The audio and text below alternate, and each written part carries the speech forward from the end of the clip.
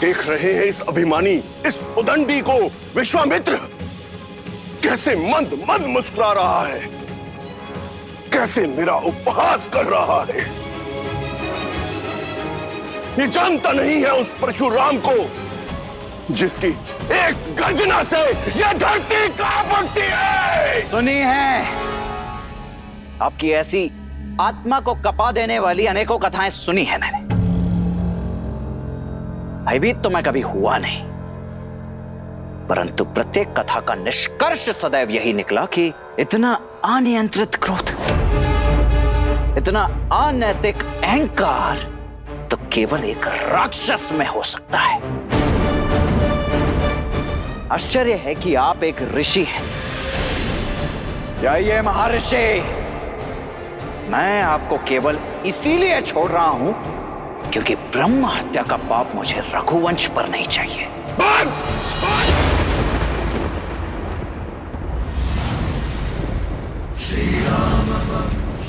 विश्वामित्र, इसने मेरा अनादर करने का साहस कैसे किया? सम्मान परिस्थिति और स्थान देखकर किया जाता है महोदय, और आप मेरे ज्येष्ठ भ्राता के शुभ विवाह के अवसर पर अशुभ समाचार बनकर आए हैं। फिर आप चाहे आप ब्रह्मा हो, महादेव हो या स्वयं विष्णु के अवतार ही क्यों ना हो,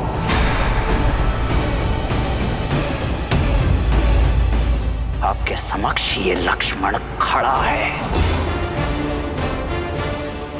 आप होंगे संसार के भगवान, मेरे भगवान।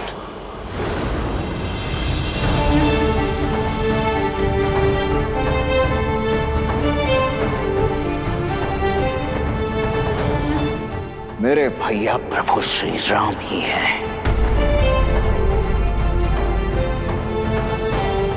और यदि मेरे भगवान के ऊपर किसी ने शस्त्र उठाया, कवच ये लक्ष्मण होगा है। यदि किसी ने भी श्री राम की ओर एक भी अशुभ पग बढ़ाया, तो या तो उसके पग मेरे बाण रोकेंगे या मैं स्वयं उसके बाणों की आहुति चढ़ जाऊंगा।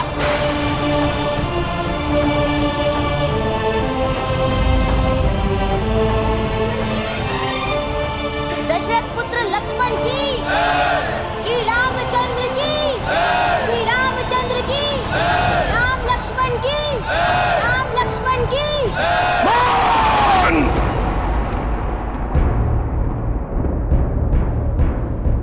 इसके पिता से मेरी ओर से क्षमा मांगना ब्रह्म ऋषि, क्योंकि मैं उन्हें संसार का सबसे बड़ा दुख, पुत्र शोक देने जा रहा हूं।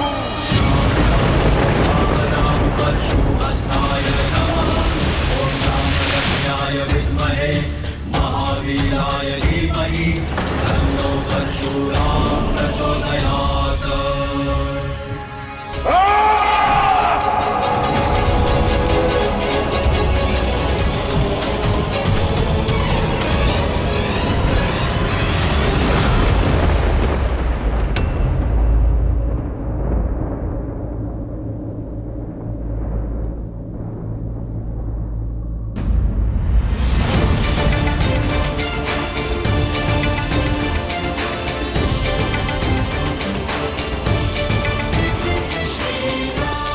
भैया,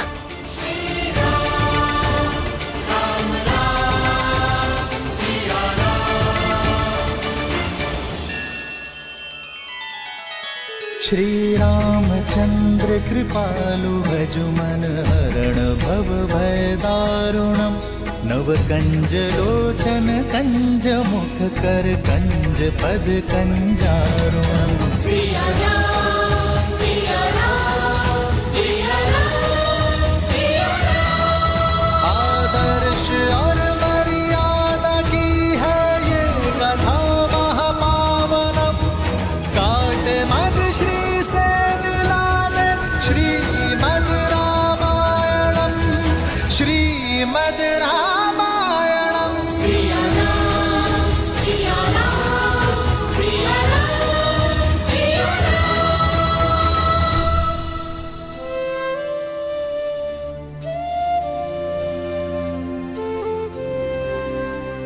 मैं धनुष भंग होने का कारण आदर सहित स्पष्ट कर चुका हूं प्रभु, और विनय पूर्वक अपनी भाई की अज्ञानता के लिए क्षमा चाहता हूं। दया कीजिए प्रभु। जब मृत्यु सामने आई तो क्षमा याचना करने लगे।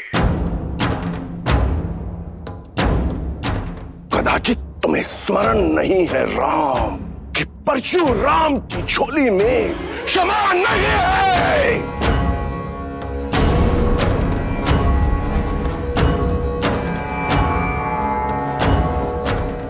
मेरे मन में आपके लिए बहुत सम्मान है ऋषिवर, मैं आपके पग की धूल भी नहीं हूं, किंतु यदि प्रश्न मेरे भाई की सुरक्षा पर उठा तो विश्वामित्र और वशिष्ठ का ये शिष्य रघुवंशी राम आपको उत्तर देने में विवश होगा। मैं वही करूंगा जो उचित है प्रभु। अंतिम श्वास तक आपसे युद्ध। युद्ध?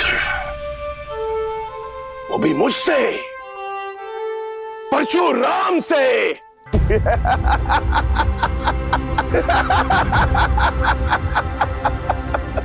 जिसने कार्तिवीर्य अर्जुन की 998 भुजाएं काटकर उसके सर को धड़ से अलग कर दिया, उस परशुराम से जिसे बिना तोड़े धनुष पर प्रत्यंचा चढ़ाना नहीं आता, वो इस परशुराम के समक्ष शस्त्र उठाएगा।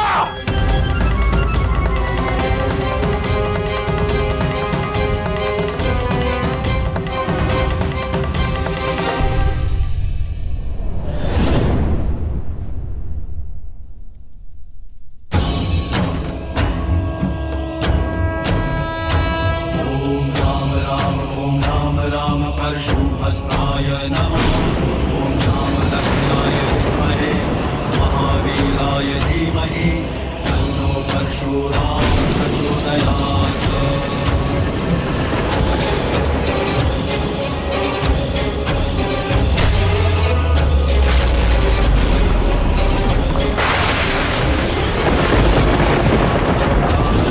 परशुहस्ताय नमः। ओम जामदग्नाय विद्महे महावीराय धीमहि तन्नो परशुराम प्रचोदयात्।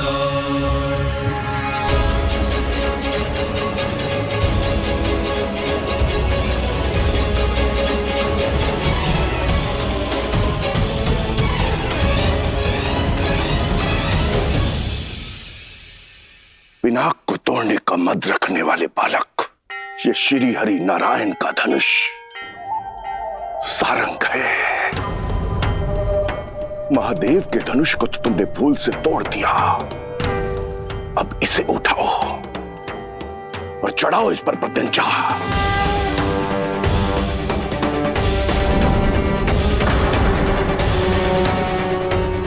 अभिमानी बालक, दिखाओ अपने बल को, कितना बल है तुम में। अरे प्रत्यंचा चढ़ाना तो दूर, तुम इसके भार को सह भी नहीं पाओगे।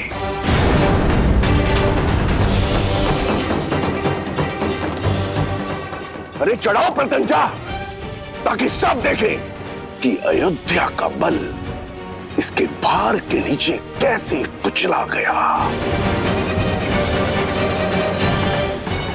जो आज्ञा ऋषिवर।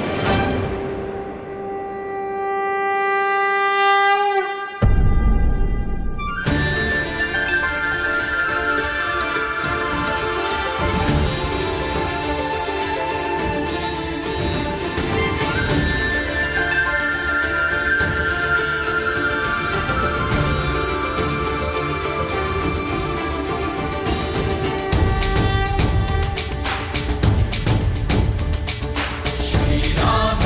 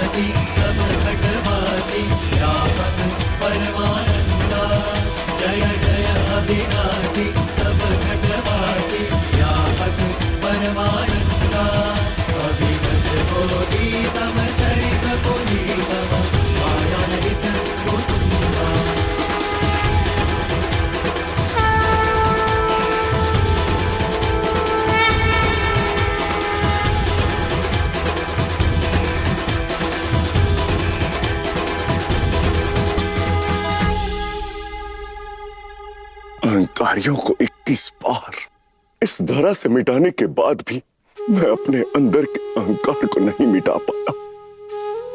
मैं आपको पहचान नहीं पाया राम। अब समझा कि कैसे आप शिव का धनुष उठाने में सक्षम हुए।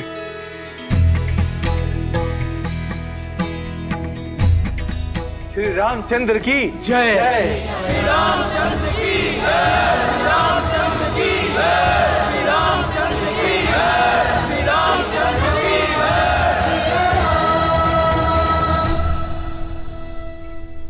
जय। ये जय जयकार नए युग का शंखनाद है। त्रेता युग में उगे नए सूर्य का। अनजाने में ही सही परंतु सत्य कहा मैंने कि अब इस भूलोक में दो राम नहीं रह सकते। अब उस राम की आवश्यकता है जो हर रूप में संपूर्ण है। उस परशुराम की नहीं जो आवेश और क्रोध के कारण अपूर्ण है। भगवान परशुराम, वसंत के आने से ग्रीष्म का महत्व तो कम नहीं हो जाता, वैसे ही राम के आने से परशुराम का महत्व तो घट नहीं जाता। इस संसार को आज भी आपकी आवश्यकता है। चिरंजीवी बनके एक महागुरु के रूप में आपको युगों युगों तक रहना है। महान योद्धाओं को युद्ध की कला और योग का ज्ञान देना है। जो कुछ आपने महादेव से ग्रहण किया है उसे जनमानस को देना है, मानवता को देना है।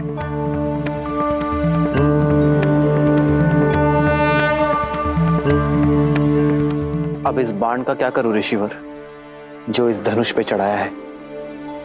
मैं जानता हूं राम कि धनुष पर चढ़ाया बाण लौटाया नहीं जा सकता। अब इसे लक्ष्य देने की आवश्यकता है। तो बताइए ऋषिवर, क्या लक्ष्य भेदू इस बाण से? आप तो चिरंजीवी हैं, तो ये बाण या तो आपके तप की शक्ति को काटेगा या मन से विचरण करने की शक्ति को। पूरे आर्यावर्त और दक्षिणात्य में महारथियों को ज्ञान देने और हिमालय से दूर दक्षिण तक अनेक आश्रम स्थापित करने में मन की गति का सहयोग होगा। इसलिए इस पर कृपा कीजिए और उस तपोबल पर प्रहार कीजिए जिसके कारण मुझ में अहंकार आ गया था।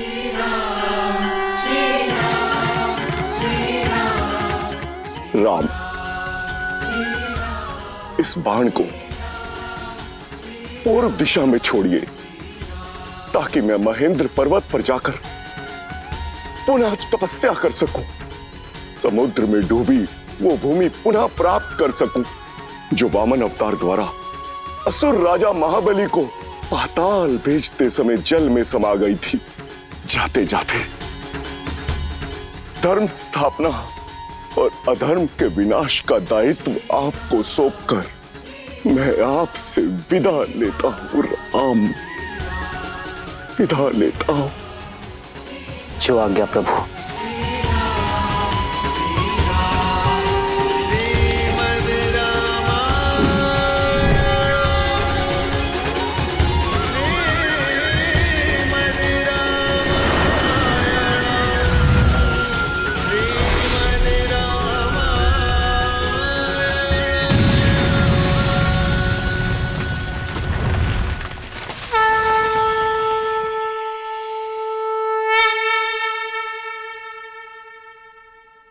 मिथिलेश जनक, महादेव का धनुष भी साध लिया गया और भगवान परशुराम का आशीष भी मिल गया। बस अब किस बात का विलंब? पूरे विधि विधान से विवाह की तैयारियां कीजिए।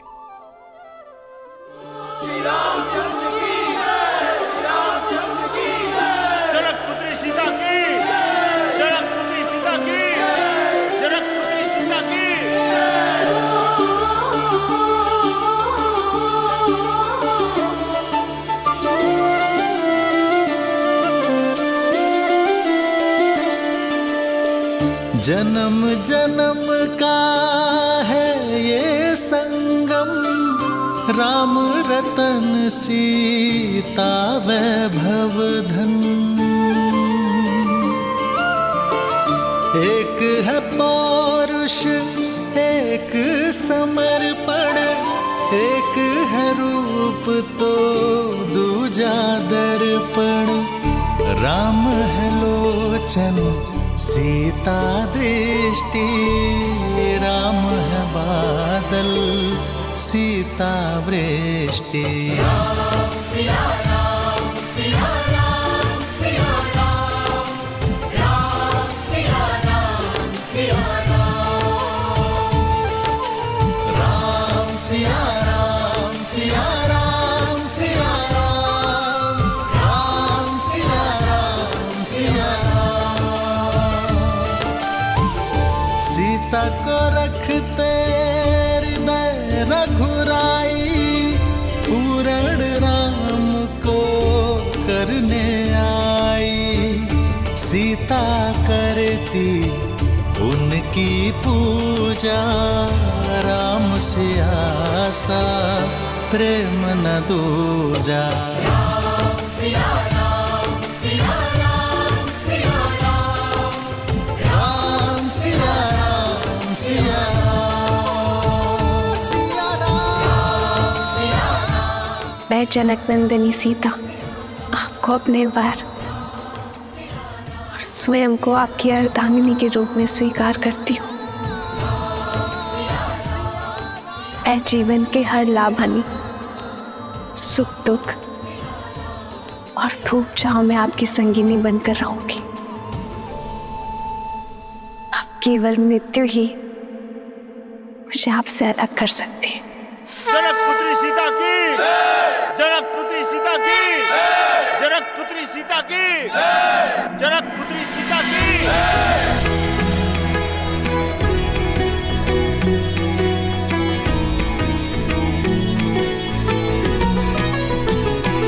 हो सोहती सिए राम के जोरी, छवि सिंगारू मनहूँ एक ठोरी।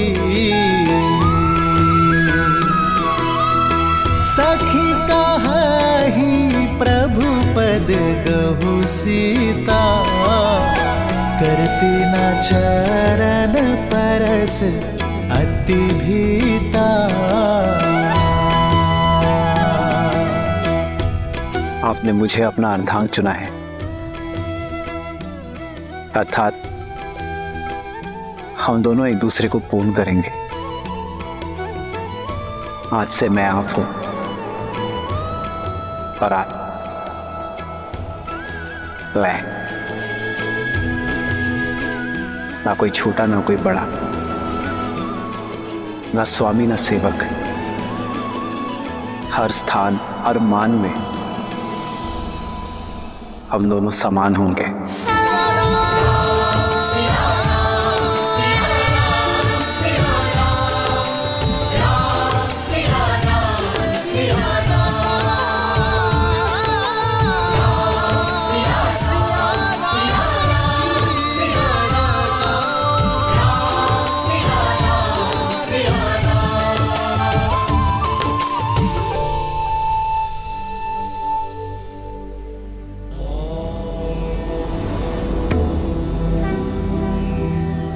देवी के मुख को देखकर प्रतीत होता है कि मन में कोई शंका है। शंका नहीं, उत्सुकता है महादेव। परशुराम तो स्वयं नारायण के अवतार थे, तो फिर वो श्री राम को पहचान कैसे नहीं पाए और उन्होंने क्रोध क्यों किया? और एक ही समय में विष्णु के दो अवतार संभव हैं? देवी, ये तो उचित नहीं है। मुझ भोले से एक साथ इतने सारे प्रश्नों का उत्तर चाहती हैं आप। मैं एक एक करके उत्तर देता हूं। सत्य तो यह है कि भगवान परशुराम ने श्री राम को देखते ही पहचान लिया कि वो नारायण का पूर्ण अवतार है, परंतु आवश्यक ये था कि ये संसार भी जान ले कि वो कोई साधारण राजकुमार नहीं, अपितु स्वयं नारायण है। यही कारण है कि भगवान परशुराम ने श्री राम के समक्ष विष्णु के धनुष सारंग पर प्रत्यंचा चढ़ाने की चुनौती रखी। ऐसा उन्होंने इसलिए किया ताकि ये संसार श्री राम के बल और उनकी श्रेष्ठता को स्वीकार कर सके। रही बात दो भिन्न अवतारों की, तो यदि लक्ष्य भिन्न हो तो नारायण अवश्य ही दो अवतार भी ले सकते हैं। जहां एक और भगवान परशुराम ने सतयुग में धर्म और न्याय की स्थापना हेतु अवतार लिया, वहीं त्रेता युग में प्रभु श्री राम ने मर्यादा की स्थापना हेतु अवतार लिया। जय श्री राम। जय श्री राम। अब कथा में आगे बढ़िए ना महादेव, मुझे श्री राम और सीता का विवाह देखना है। देवी, इतनी आतुरता अच्छी नहीं। आप अपनी अधीरता के रथ को तनिक थामिए। हम सीता और राम के विवाह की बात कर रहे हैं। कितने प्रबंध करने होते हैं, कितने काम होते हैं, उसमें अभी समय लगेगा। परंतु तब तक मैं अपनी प्रिय का मन बहलाने के लिए आपको इसी कथा के एक अन्य पात्र की कथा सुनाता हूं। कौन है वो? मेरा परम भक्त लंकापति रावण, जो अब तक ना तो सीता स्वयंवर में हुए अपने अपमान को भूला था,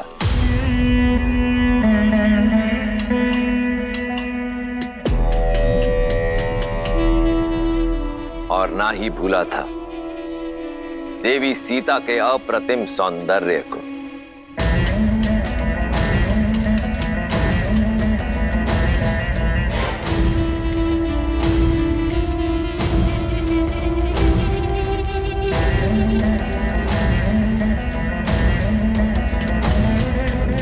भैया,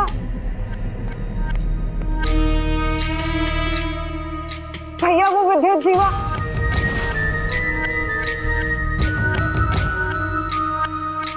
अब क्या किया तुम्हारे उद्दंडपति ने? भैया वो कल रात लौट आया।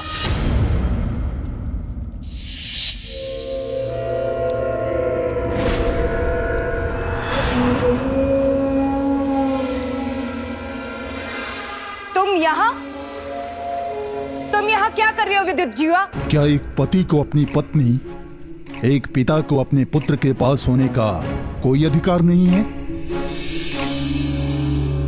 जैसे आए हो वैसे ही लौट जाओ विद्युत जीवा, अन्यथा भैया तुम्हारे प्राण ले लेंगे, क्योंकि वो अपना अपमान कभी भी नहीं भूलते। अपमान तो मेरा किया है तुम्हारे भाई ने। क्या अधिक चाहा था मैंने?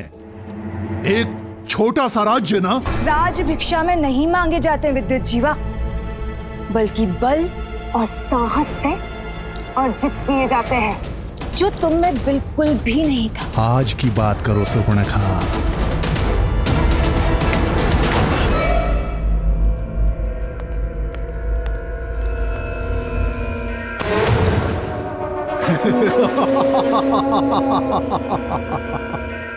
अब मैं वो दुर्बल विद्युत जीवा नहीं रहा।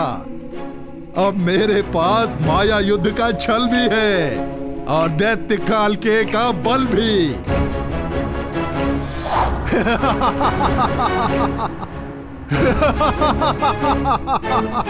ये काल के?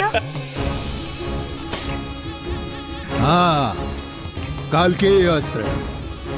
मैं रावण से डरकर भागा नहीं था शूर्पणखा। मैं तो सज्ज हो रहा था उसका सामना करने के लिए। धरा से नीचे गहराई में पाताल और रसातल के मध्य एक नगर है, आसमानगढ़। मायावी नगर है वो, जो रक्षित है नीवट कवच दानवों द्वारा, जो माया युद्ध में प्रबल हैं। और अकेला नहीं हूं मैं। रावण के भय से छुपे आसमानगढ़ में मेरे संबंधी दैत्य काल के भी मेरे साथ हैं। कुछ नहीं कर पाएंगे तुम्हारे ये काल के, क्योंकि स्वयं काल मेरे महाशक्तिशाली भाई का दास है। महाशक्तिशाली? अरे तो कहां है सीता? कहां है शिव धनुष? हाँ, उसकी शक्ति का प्रदर्शन पूरे संसार ने मिथिला में देखा था। अब समय मेरा है, लंका अब मेरी होगी, रावण का अंत होगा। मूर्ख हो तुम, देव असुर यक्ष गंधर्व, कोई भी मेरे भाई को मार नहीं सकता। मार नहीं सकता तो बंदी बना लूंगा, पर रक्तपात से क्या लाभ है? अरे जाओ जाओ, जाकर समझाओ अपने भाई को, सिंहासन त्याग कर मुझे सौंप दे, अन्यथा मेरे पास दूसरे मार्ग भी हैं। भैया, मैं आपका अहित होते हुए नहीं देख सकती, मैं आपका घात होते हुए नहीं देख सकती, इसलिए आपको सावधान करने चली आई। क्षमा कर दीजिए विद्युत जीवा को, मूर्ख है वो, पर मेरा पति है। भैया, आपका ये मौन मुझे भयभीत कर रहा है भैया। अरे बड़बोला है वो। बड़बोला? पहली बार सही बोला। सत्य है, मैं लंका के सिंहासन योग्य नहीं। बुलाओ उसे, कहो कि रावण सिंहासन त्याग कर वनवास जाना चाहता है।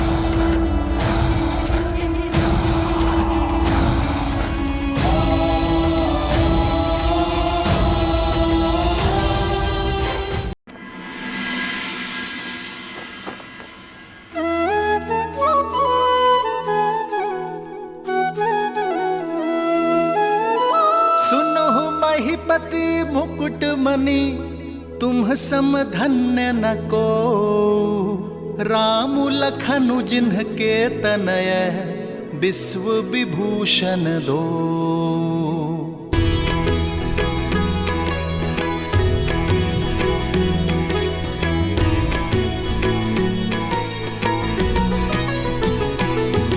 हो पूछन जो गुण तनय तुम्हारे,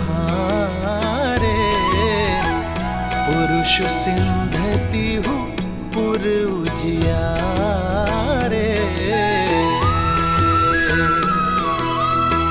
जिन्ह के जस प्रताप के आगे, ससिमल नर भी शीतल लागे।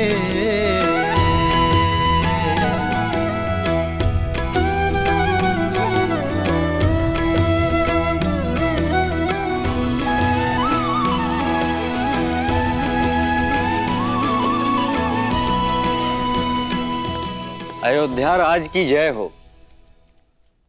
महाराज, मिथिला से आपके लिए संदेश है।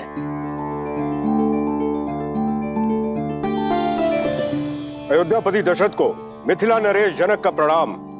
आपको पूर्व में मेरी पुत्री के स्वयंवर के विषय में सूचित किया गया था, पर आपने आने में असमर्थता दिखाई, क्योंकि आपके पुत्र ब्रह्म ऋषि विश्वामित्र के साथ थे।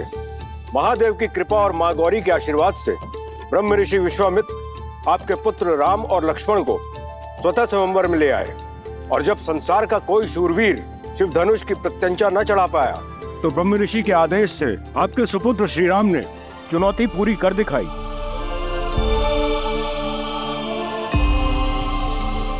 और कुमारी सीता को अयोध्या की वधू बनने का सौभाग्य दिया। ये पत्र मैं अयोध्या के राजा को नहीं, अपने संबंधी को लिख रहा हूं। अपने ज्येष्ठ पुत्र के विवाह को अपना शुभ आशीष और अनुमति दे। ब्रह्म ऋषि विश्वामित्र का अनुरोध और हम सबकी मनुहार है कि आप अयोध्या के सभी राजकुमारों सहित इस विवाह में सम्मिलित हों।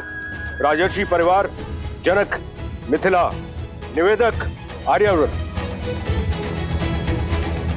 दशरथ नंदन की, दशरथ नंदन की, दशरथ नंदन की।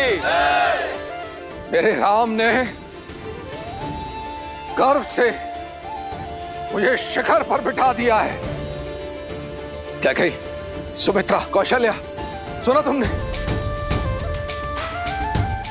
महादेव के धनुष पर प्रत्यंचा चढ़ाई है मेरे राम ने।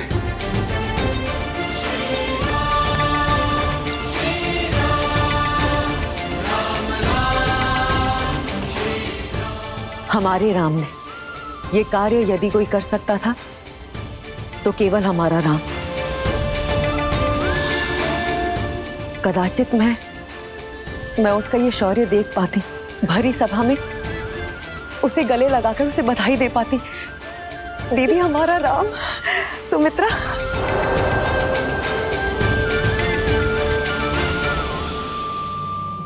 तो ऋषि जवाली क्या कहती है अयोध्या की नीति? क्या एक पुत्र के विवाह के लिए राजा अपने राज्य को छोड़कर जा सकता है या नहीं? अति शीघ्र महाराज, परंतु उससे पहले एक शिष्टमंडल नवसंबंधियों के साथ उपहार समेत भेज देना चाहिए। तो उस शिष्टमंडल को तुरंत प्रस्थान करना चाहिए। जी। ब्राह्मणों और पुरोहितों के दल को मिथिला की ओर प्रस्थान करने के लिए कहें। राजा जनक को सूचित किया जाए कि समस्त अयोध्या अपने राम के विवाह की साक्षी बनने के लिए मिथिला आ रही है। समय व्यर्थ ना करें ऋषि जवाली, मेरे राम का विवाह है, विलंब ना हो। जैसी आपकी आज्ञा। महामंत्री सुमंत्र, अयोध्या के सभी रथों को सज्ज कीजिए और उन्हें उपहारों से लाद दीजिए। जो आज्ञा महाराज। देवी कौशल्या, नव विवाहितों के स्वागत के लिए अयोध्या को एक नव वधू की तरह सज्जित कर दीजिए। देवी सुमित्रा, भरत और शत्रुघ्न को संदेश भेजा जाए कि वो शीघ्र अतिशीघ्र मिथिला पहुंचे।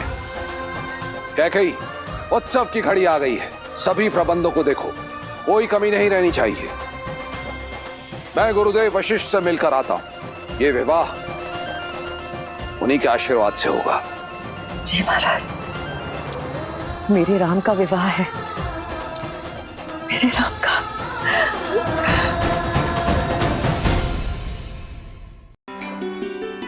मेरे राम का विवाह होने जा रहा है। मेरे जीवन की सबसे शुभ सूचना है। मंत्रा, मेरी चूड़ामणि कहाँ है? इतने वर्षों से अपनी वधू के लिए संभाल के रखी थी। विवाह तो राम का है कैकेयी, किंतु तुम ऐसे प्रसन्न हो रही हो जैसे कि भरत की वधू घर आ रही है। ऐसे सज्ज हो रही हो जैसे कि राम तुम्हारे वंश को आगे बढ़ाएगा। मां कहकर नहीं पुकारा होता ना, तो अभी इसी क्षण तुम्हारी जीभ काट देती। वो जीभ जो सदैव शुभ अवसर पर विष उगलती है।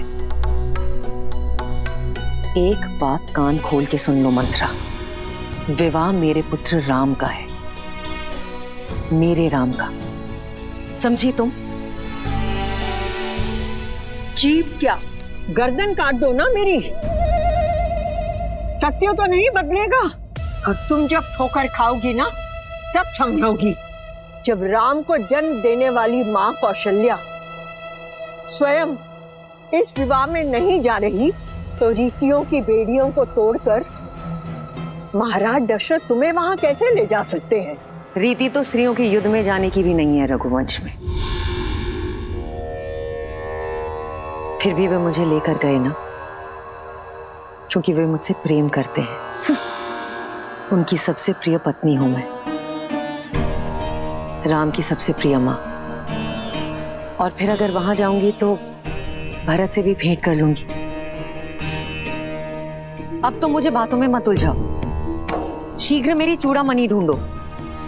मैं आज एक बार फिर से महाराज को चौंका देना चाहती हूँ।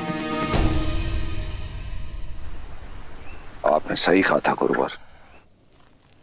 श्राप के भय से मैं अपनी ही संतान के भविष्य के आड़े आ रहा था। देखिए ना, मेरा राम संसार की सर्वश्रेष्ठ कन्या का वर चुना गया है। यदि उस दिन मैं उसे ब्रह्म ऋषि विश्वामित्र के साथ जाने से रोकता, तो राम शिव धनुष उठाकर मेरा और अयोध्या का गौरव किस प्रकार बढ़ा पाता। बहुत बहुत धन्यवाद ऋषिवर। धन्यवाद महादेव का। जिन्होंने राम और अयोध्या के साथ साथ हम सबको यह गौरव दिया। जो भूल करने से बच गए उस पर पछतावा करने से कोई लाभ नहीं पुत्र। आओ राम के इस भव्य विवाह की यात्रा प्रारंभ करें।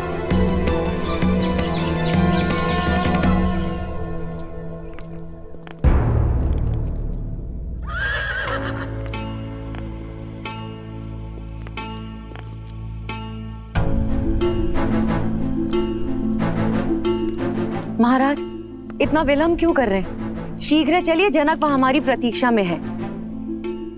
हम दोनों साथ मिलकर अपने राम के भव्य विवाह को देखेंगे। आज देखिए कैसे अश्वपति की पुत्री महाराज दशरथ के रथ को वायु के वेग से लेकर जाती है। शीघ्र आइए। कैकेयी, ये समय ठिठोली का नहीं है। मुझे विलंब हो रहा है, नीचे आओ।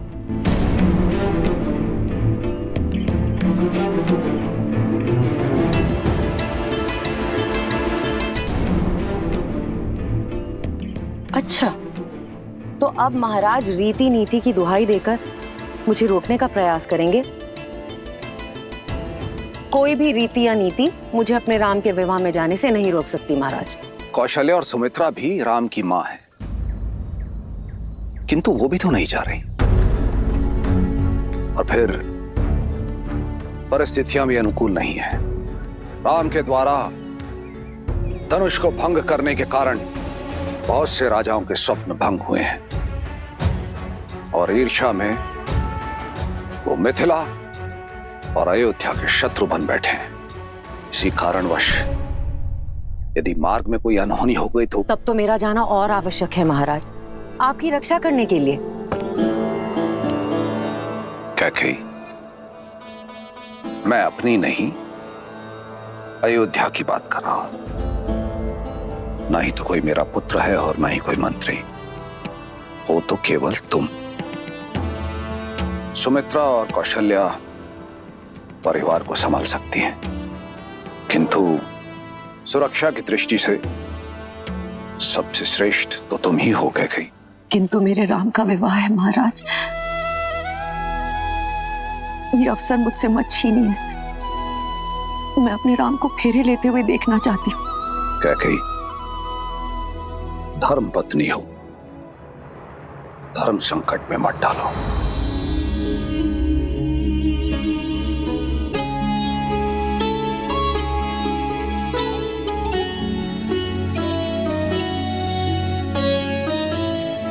किंतु मैं तुम्हें इस प्रकार भावुक भी नहीं देख सकता। यदि तुम्हारी इच्छा इतनी प्रबल है तो तुम मिथिला जाओ, मैं यहां रुककर अयोध्या की सुरक्षा देखता हूं। महाराज, इतनी स्वार्थी भी नहीं है आपकी कैकेयी। जानती हूं आपके राम में आपके प्राण बसते हैं।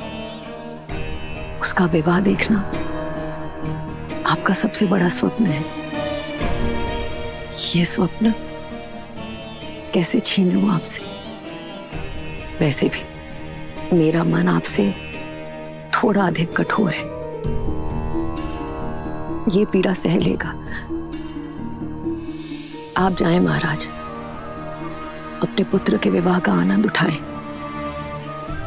अयोध्या की रक्षा करने के लिए आपकी कैकेयी है।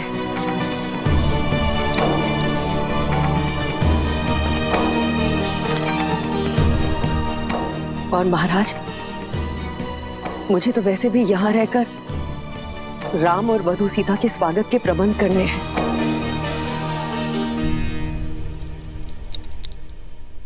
ऐसे सजाऊंगी अयोध्या को कि इंद्रलोक की दमक और वैकुंठ की शोभा भी फीकी पड़ जाएगी।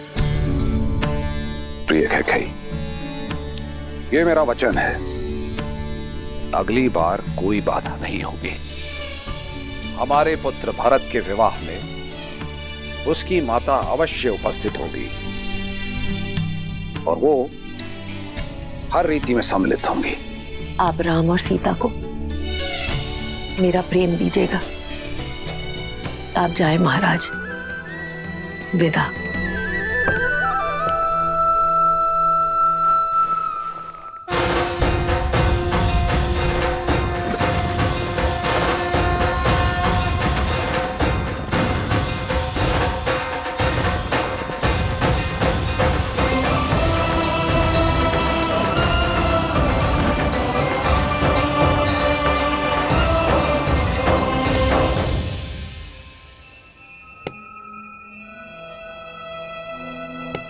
लग गई ठोकर?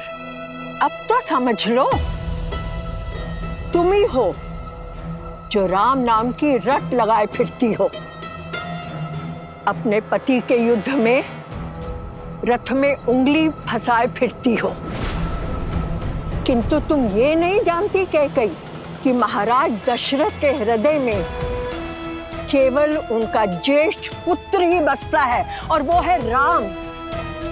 उन्हें ना कैकई की चिंता है और ना भरत की। कैकई, मेरे शब्दों को गांठ बांध लो, वो समय दूर नहीं कैकई जब तुम्हें विश्वास हो जाएगा कि अयोध्या में तुम्हारे हित के बारे में केवल मैं सोचती हूं, ना राम और ना महाराज दशरथ।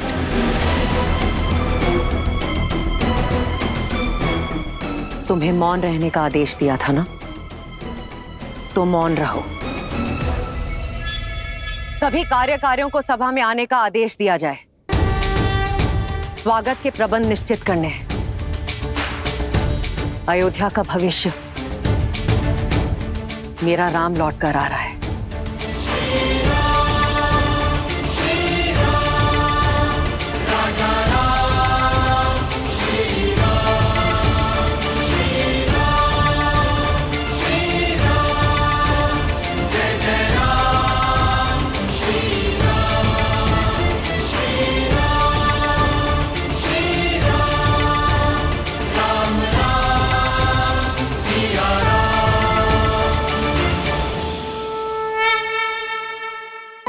पहले मिथिला मेरे लिए नगर था, पर अब घर हो गया है।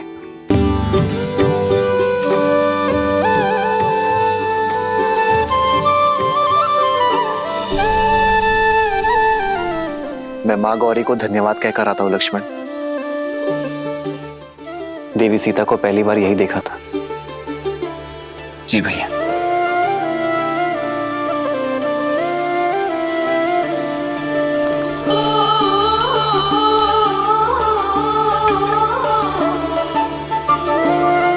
माँ, आपने जो मुझे दिया वो मेरे लिए सर्वश्रेष्ठ था।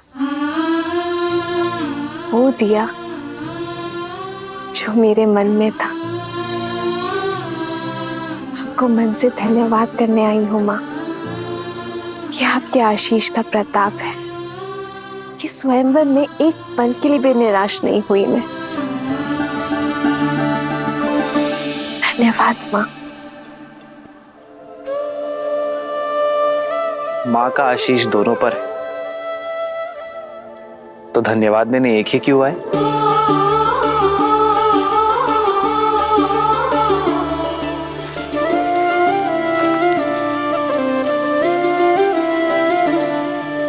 आपका धन्यवाद माँ। आपके और महादेव के प्रताप से मुझे सीता जैसी जीवन संगिनी मिली।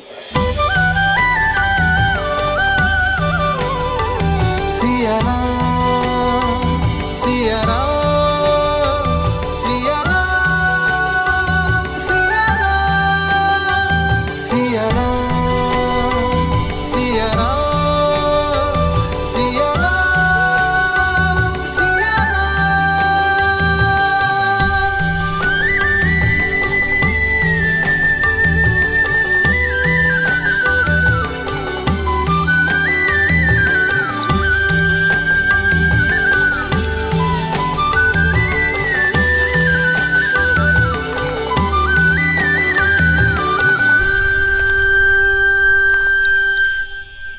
आप मेरे चरण स्पर्श क्यों कर रही?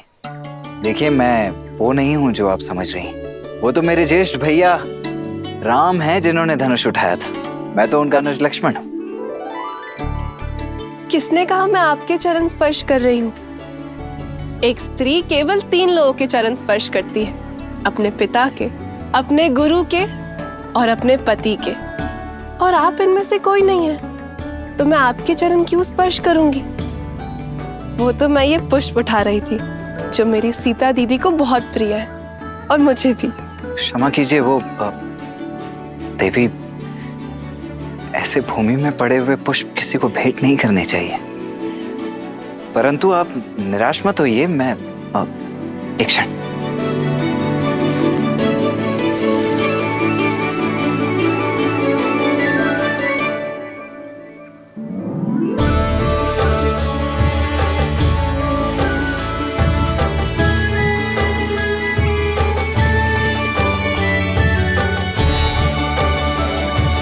आपके लिए नहीं है, भाभी मां सीता के लिए।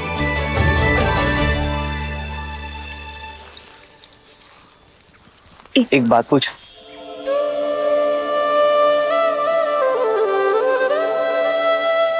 पहले आप। नहीं, स्त्री होने के नाते प्रथम अधिकार आपका है। जो आज्ञा। तो बताइए, प्रत्यंचा चढ़ाने आप सबसे अंत में क्यों आगे बढ़े? क्योंकि गुरुवर का आदेश था।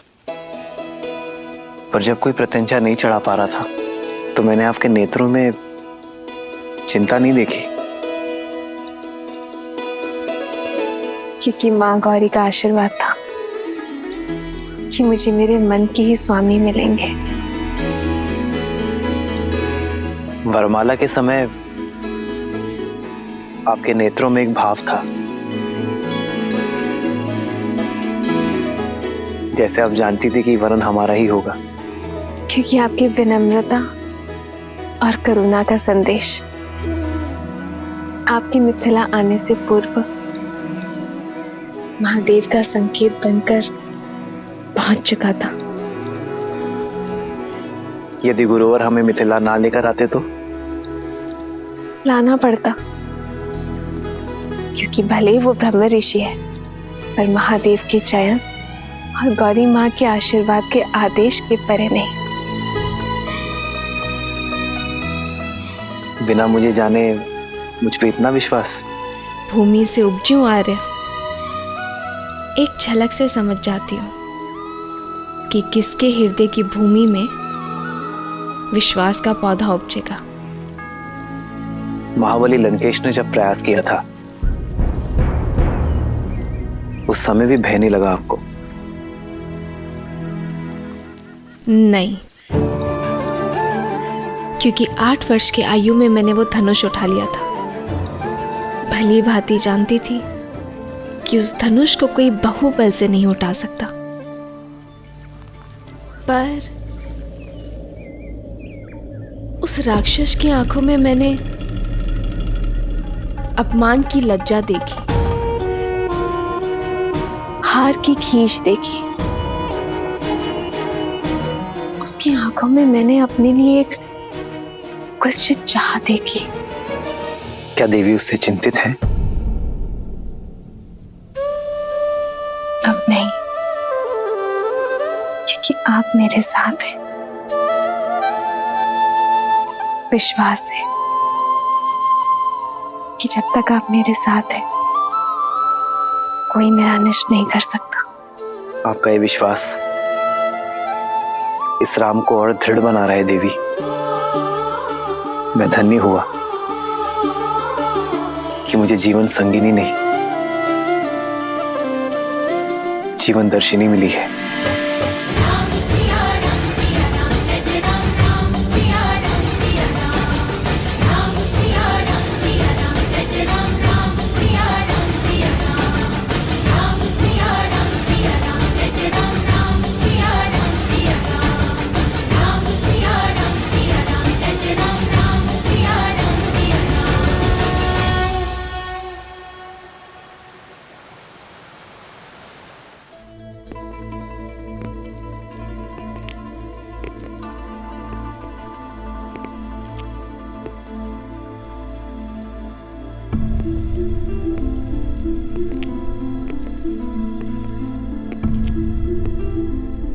अंततः मेरी कामना पूरी हुई भैया।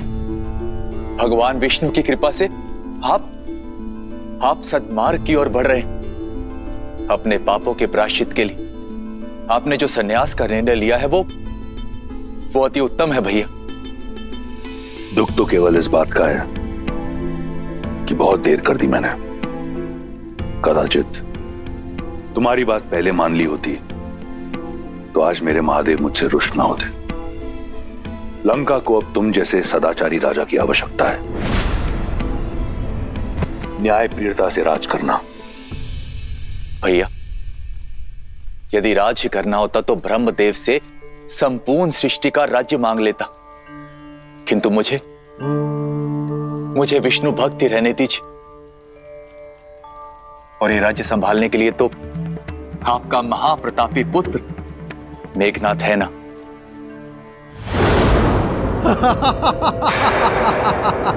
अद्भुत लग रहा है, लंका में विदूषकों की सभा हो रही है।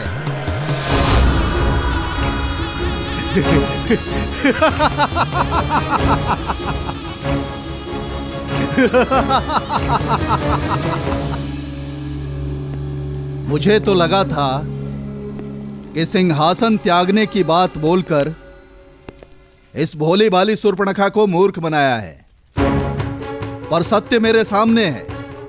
कभी कल्पना भी नहीं की थी कि रावण को कभी सन्यासी वेश में देखूंगा।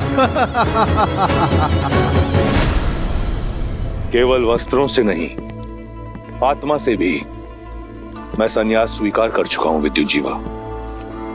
इसलिए विभीषण को राजा बनाकर राज्य के साथ साथ तुम्हारी बुद्धि ने भी संन्यास ले लिया है रावण। ये विष्णु भक्त केवल विष्णु के गुणों का गायन कर सकते हैं, राज्य संचालन नहीं। केवल मैं इस स्वर्ण सिंहासन योग्य हूं। सत्य है, बुद्धि कुंड हो गई मेरी। सबसे योग्य पात्र मेरे समक्ष है और मैं उसे पहचान नहीं पाया। चलो, दुर्घटना से देर भली। विद्युजीवा, लंका का सिंहासन तुम्हारी प्रतीक्षा कर रहा है।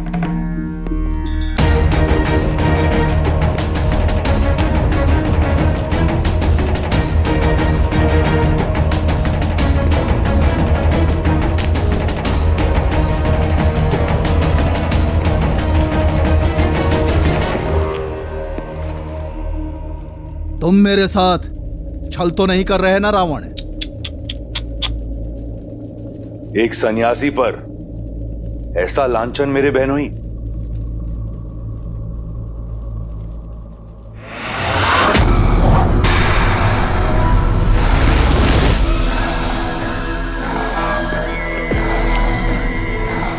सन्यास की आड़ में मैंने तुम्हारा छल देख लिया है, पाखंडी रावण। अब तुम मेरा बल देखो। काल के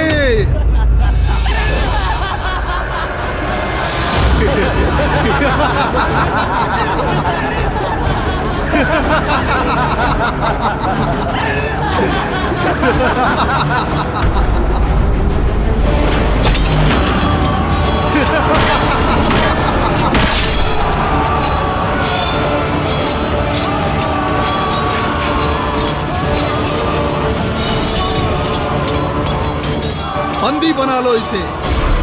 हमारे व्यू में फंस गया है ये दशानन। लंका मेरी, व्यू मेरा, फंसे तुम सब हो विद्युजीवा। शनि जिसके चरणों का दास, उसका सिंहासन पाने की आस असंभव है विद्युजीवा। आज लंका की स्वर्ण आभा में तुम सबके रक्त की लाली की आभा होगी। हर हर महादेव।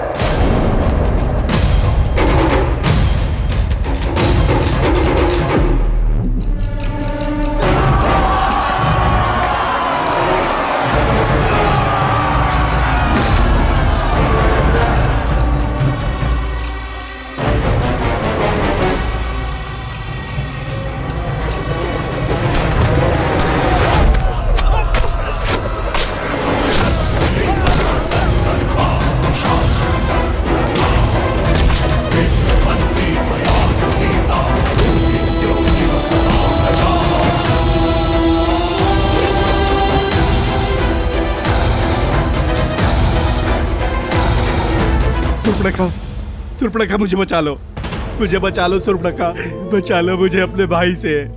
मैं तुम्हारा पति हूँ, तुम्हारे पुत्र का पिता हूँ। दया करो शूर्पणखा, दया करो। दशानन मुझे क्षमा करो। रावण के शब्दकोश में द से दमन और दंड है, दया नहीं।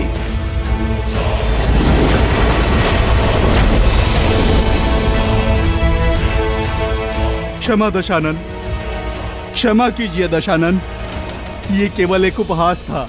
मेरी शक्ति का उपहास करने वाले को चंद्रहास उत्तर देती है। देवस्य गंधर्वाः पिशाचपटकपुरगाः रुद्रमर्दी भयात् भीता मरुदित्योऽखिव सदा प्रजा। लंकेश, नहीं भैया।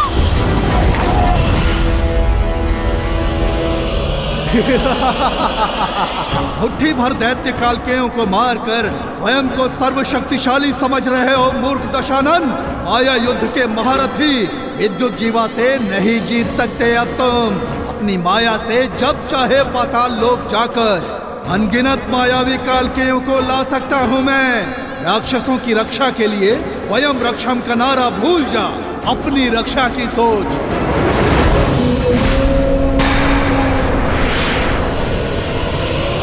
भैया, दशानन, दशानन।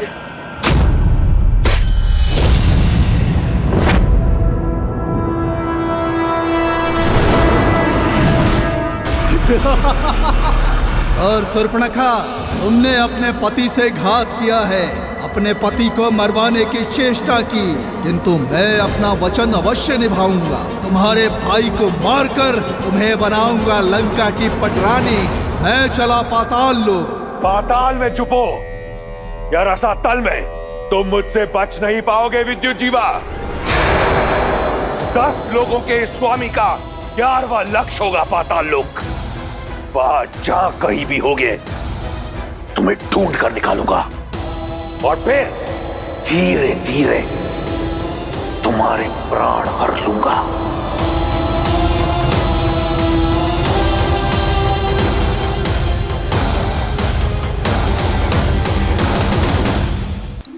दूतों ने सूचना दी है लक्ष्मण,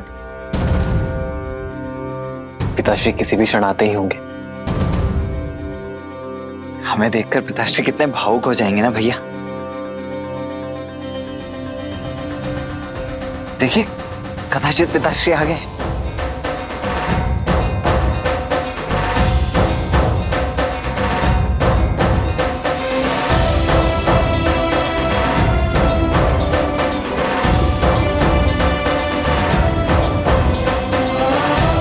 भरत,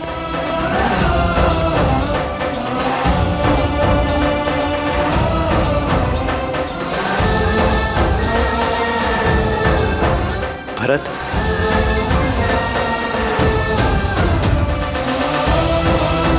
लक्ष्मण,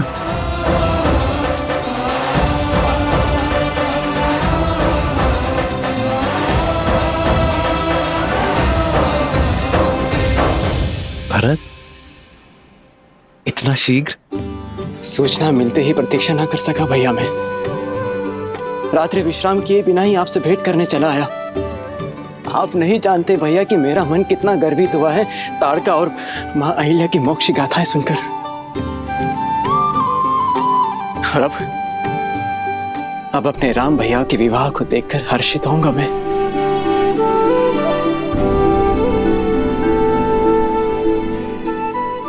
और मेरा मन तुम्हें देखकर हर्षित हो रहा है भरत। भैया,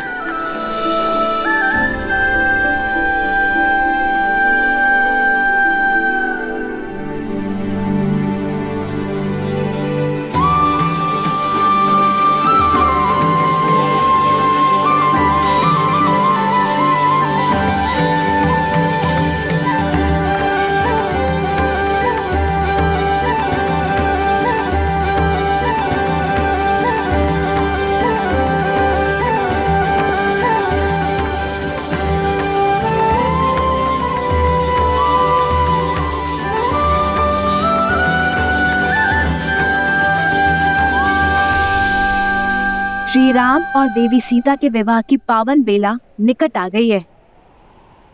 अयोध्या वाले मिथिला पहुंचने वाले हैं। हम कब जाएंगे महादेव लक्ष्मी नारायण के शुभ विवाह के साक्षी बनने? देवी, उस विवाह के साक्षी तो हम बहुत पहले ही बन चुके। आपने स्वयं नारायण की बहन बनकर विवाह की सभी रीतियां निभाई थी और मैंने देवी लक्ष्मी के भाई के रूप में विवाह के सभी संस्कार किए थे। भूल जाती हैं आप।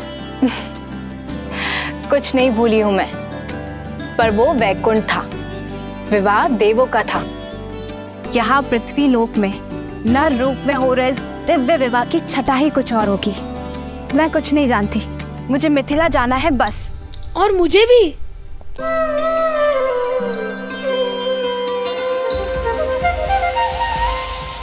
बड़े दिन हो गए, भरपेट स्वादिष्ट भोजन नहीं खाया। कैसी बात करते हो गणेश? हर पूजा अनुष्ठान में सबसे पहला भोग तुम्हें ही तो लगाया जाता है। उसे भोजन कहते हैं आप? मेरी डाल भी गीली नहीं होती उससे। मनुष्य बड़े छली है माता, भोग का नाम लेकर तनिक सा मेरी सूंड पर लगाते हैं और प्रसाद कहकर स्वयं डकार जाते हैं। पर यहाँ विवाह में साक्षात मन चाहा मन भरकर खाने का अवसर मिलेगा ना? देवी, हमारे पुत्र का कथन सर्वथा उचित है। तो ठीक है, हम सब चलेंगे श्री राम और सीता के विवाह में, परंतु मनुष्य रूप में। हमें भी इस विवाह का साक्षी बनना है प्रभु।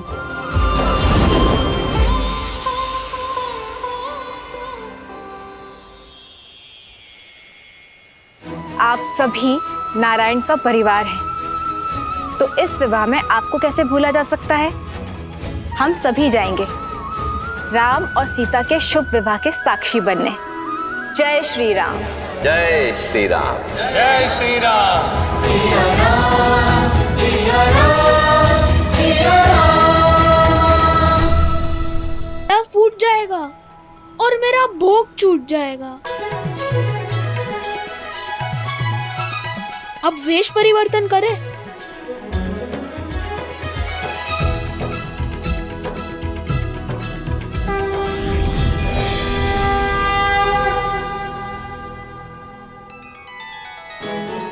देवी सरस्वती और नंदी, संगीत का कार्यभार आप संभालेंगे।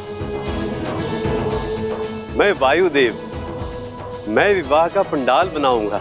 मैं अग्निदेव और मैं स्वादिष्ट भोजन का प्रबंध करूंगा। और मैं आपका सहायक बन जाता हूँ। भोजन जाएगा तो रसोई घर से बन के ही ना। उचित है, मैं इस समूह का मुखिया बनूं, त्रिलोकदर्शी साधु। और मैं आपकी सेविका।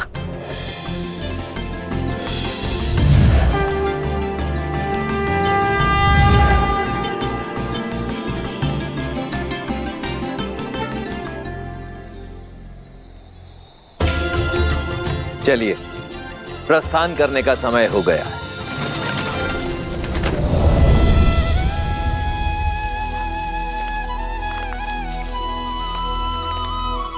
प्रभु, हम तो आपके ही पधारने की प्रतीक्षा में थे। हर कल्प और हर राम अवतार की भांति क्या इस बार भी मुझे आपका मार्गदर्शन करने का सौभाग्य प्राप्त होगा? काकभूषुंडी, आपको यह प्रश्न पूछने की कोई आवश्यकता ही नहीं, क्योंकि जो स्वयं मेरे प्रभु श्री राम की कई जीवन लीलाओं का साक्षी बना, उनसे अच्छा मेरा मार्गदर्शन भला और कौन कर सकता है? प्रभु, मार्ग तो मां सीता और प्रभु राम दिखा रहा है इस संसार को। प्रेम का मार्ग, त्याग का मार्ग और समर्पण का मार्ग। श्री रामचंद्र कृपालु भजु मन हरण भव भय दारुणम। नव कंज लोचन कंज मुख कर कंज पद कंजारुणम। सिया राम, सिया राम, सिया राम, सिया राम। आदर्श और मर्यादा की है ये कथा महापावनम। काट मद श्री से मिला दे श्रीमद् रामायणम, श्रीमद् रामायणम। सिया राम,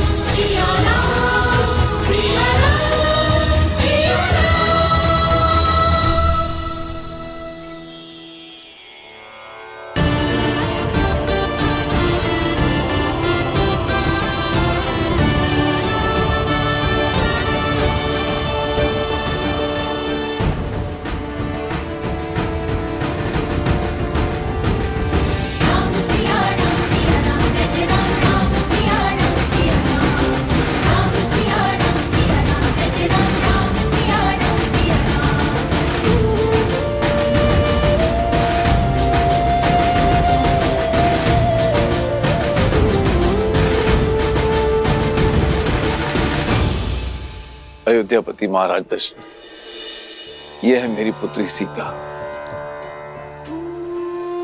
प्रणाम पिताश्री। सदा सौभाग्यवती भवा। और क्या आशीर्वाद दूं तुम्हें पुत्री। रूपशील हो, गुणवती हो, और सात्विकता तो तुम्हारे मुख पर है ही। अपने तेज से अपनी अयोध्या को सदैव दमकाती रहना पुत्री।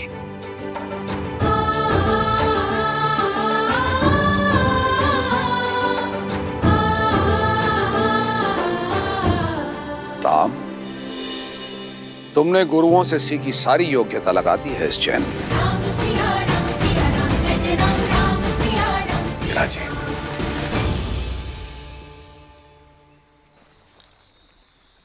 अयोध्यापति, अब मैं अपने परिवार से आपकी भेंट कराता हूं। सीता की माता से तो मिल ही चुके हैं आप। प्रणाम। ये मेरी छोटी पुत्री उर्मिला, ये मांडवी श्रुतकीर्ति। ये दोनों मेरे अनुज कुशाध्वज की पुत्रियां हैं।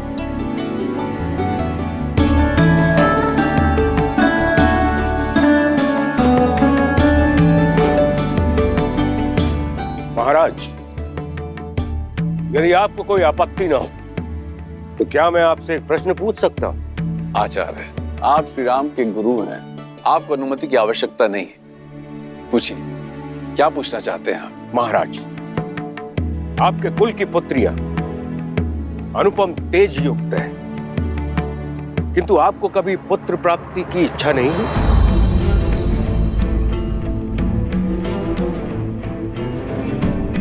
या फिर कभी इस बात का भय नहीं सताया कि आपकी मृत्यु के बाद आपको तर्पण कौन देगा, या फिर आपके लिए स्वर्ग का मार्ग कौन बनाएगा?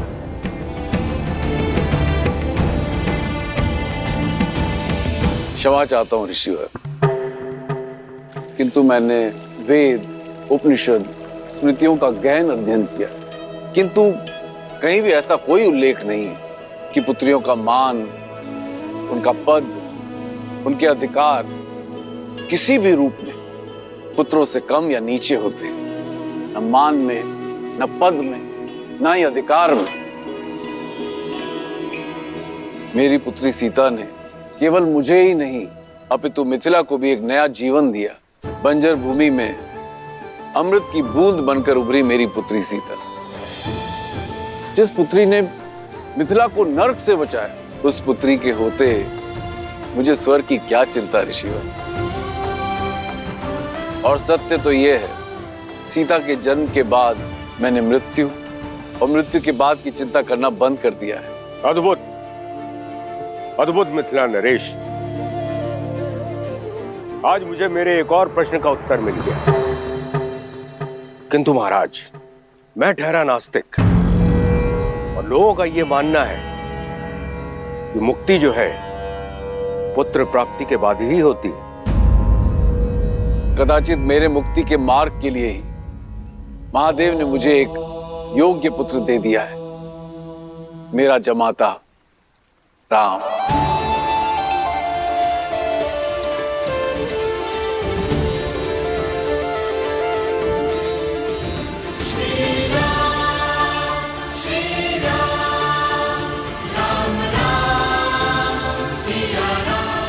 उचित कहा राजर्षि जनक, विवाह संबंध वर वधु के बीच ही नहीं, दो परिवार के बीच जुड़ता है। राम अब आप ही का पुत्र है। हम सबके बीच भी यही चर्चा चल रही थी मिथिलेश, कि क्यों ना आपको कुछ और पुत्र सौंप दिए जाएं। मैं आपका तात्पर्य नहीं समझा ऋषिवर। आपकी 4 पुत्रियां हैं जनक, और अयोध्या के 4 राजकुमार। इससे सुंदर संजोग और संबंध नहीं हो सकता। लक्ष्मण और उर्मिला, भरत और मांडवी, शत्रुघ्न और श्रुतकीर्ति का मेल आयु और गुण के अनुसार उत्तम होगा।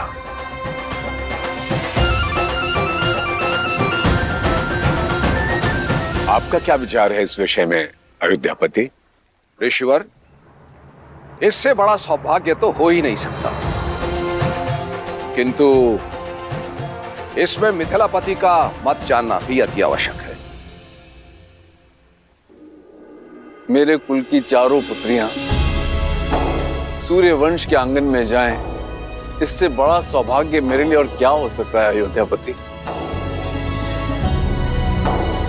मिथिला कुमारियों की अपने बहनों से बिछड़ने की चिंता भी समाप्त हो जाएगी, किंतु मिथिला में विवाह से पूर्व पुत्रियों का मन टटोलना अति आवश्यक होता है। अवश्य जनक, जिन्हें साथ रहना है उनका विचार जानना भी आवश्यक है। आप दोनों एकांत में अपनी संतानों से बात कर लीजिए। उचित है।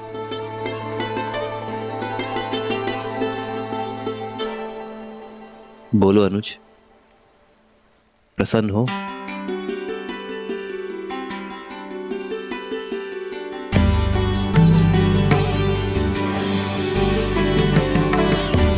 कोई शंका तो नहीं है उर्मिला? पूजा आपने की दीदी, और फल मुझे भी मिल गया। और वैसे भी महादेव और माता गौरी के निर्णय पर कैसी शंका? पर सीता दीदी की पूजा का फल केवल उर्मिला दीदी को क्यों मिलेगा? हमें भी तो मिलना चाहिए ना, क्यों मानवी दीदी? कितनी बार निवेदन करूंगा भाई, अयोध्या से संबंधी पधारे हैं। कुमारी जानकी के विवाह तक कोई भीतर नहीं जा सकता। आप लोग के भोजन का प्रबंध उधर उस पंडाल में किया गया है। भद्र, मैं भी तो कब से यही निवेदन कर रहा हूँ कि हम इसी शुभ विवाह के प्रबंध के लिए आए हैं। मैं आपको अपने दल का जब परिचय दूंगा ना, आप स्वयं समझ जाएंगे। इन दोनों को देखते हैं, ये दोनों संसार के सर्वश्रेष्ठ रसोइये हैं, और ये नन्हा सा नटखट बालक इनका सहयोगी है। और ये जो पंडित जी हैं, ये तो इतने प्रकांड पंडित हैं कि इनके ज्ञान की तुलना आप स्वयं ब्रह्मा जी से कर सकते हैं। और ये देवी जी जो खड़ी हैं, ये अद्वितीय नृत्यांगना तो हैं ही, परंतु जब वाद्य यंत्र पर अपनी उंगलियां फेरती हैं तो ऐसा लगता है कि स्वयं देवी सरस्वती आ गई हो। और मैं हूं इस दल का मुखिया राम आसरे, और ये हैं मेरी सहयोगी। अब हम भीतर जाएं? आओ। रुको, ये मिथिला का राजमहल है और विवाह राजकुमारी जानकी का।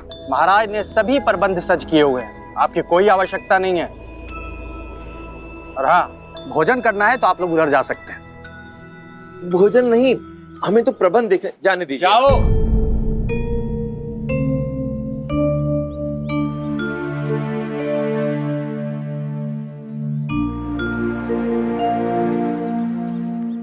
अब क्या करेंगे? प्रभु, मुझे आज्ञा दें। उचित है, आप जाइए। जी। मुझे भी आज्ञा दीजिए प्रभु। अब आपको किस बात की आज्ञा चाहिए? और कितनी देर प्रतीक्षा करें प्रभु? मैं अदृश्य बनकर वहां चला जाऊं? अदृश्य होना तो हमको भी आता है वायुदेव, पर दिव्य शक्ति प्रयोग नहीं करनी ना। गणेश, अदृश्य होकर बहना मेरा अधिकार है, और सबसे पहले भोग ग्रहण करना मेरा अधिकार है। मैं चलूं पिताजी? कोई कहीं नहीं जाएगा,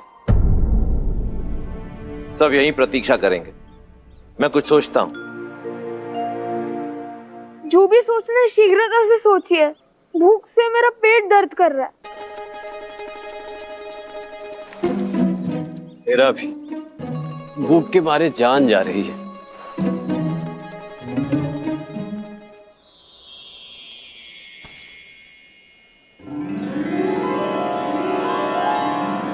भूख से मुंह कुमला गया है पुत्र, ये लो खाओ।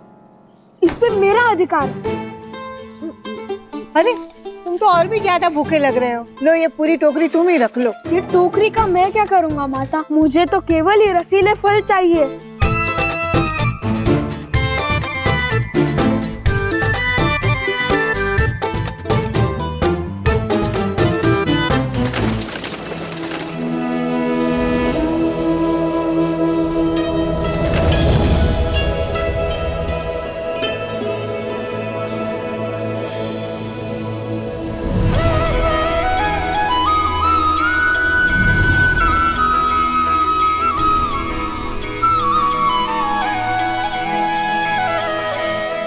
मिथिलापति,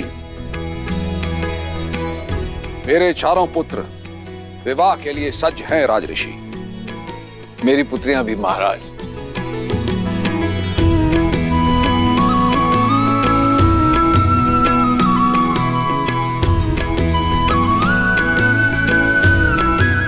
विराजी।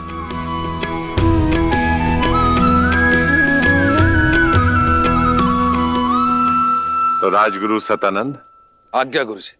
तो विवाह की तिथि निकलवाई जाए। मैं शीघ्र अति शीघ्र संसार के इस पावन मंगल विवाह की तिथि निकालता हूं।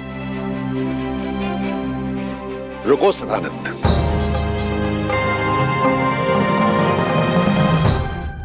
एक बहुत ही पहुंचे हुए त्रिकालदर्शी ज्ञानी महासंत हैं रामाश्रय। उनकी बताई तिथि में कण मात्र भी त्रुटि नहीं होती है। मेरे अनुरोध पर वे अपने समस्त शिष्यों के साथ यहां पधारे हुए हैं।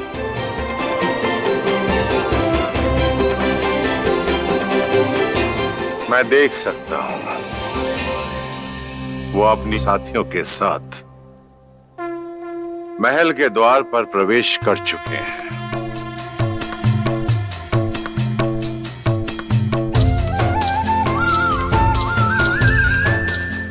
अद्भुत दृश्य है, अद्भुत।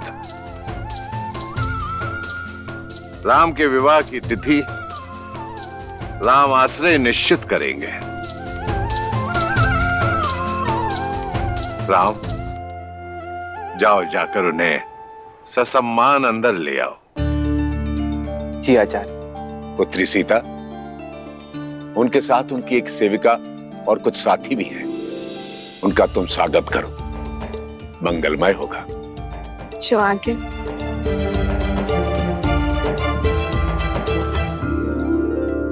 प्रभु, और कितनी प्रतीक्षा करनी पड़ेगी? अंदर जाने का अवसर कब प्राप्त होगा?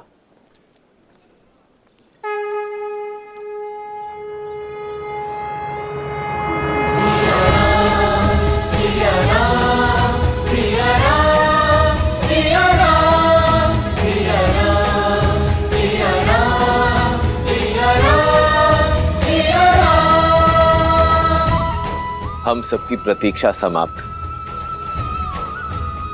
क्योंकि हम सबका स्वागत करने के लिए स्वयं नारायण और देवी लक्ष्मी पधार रहे।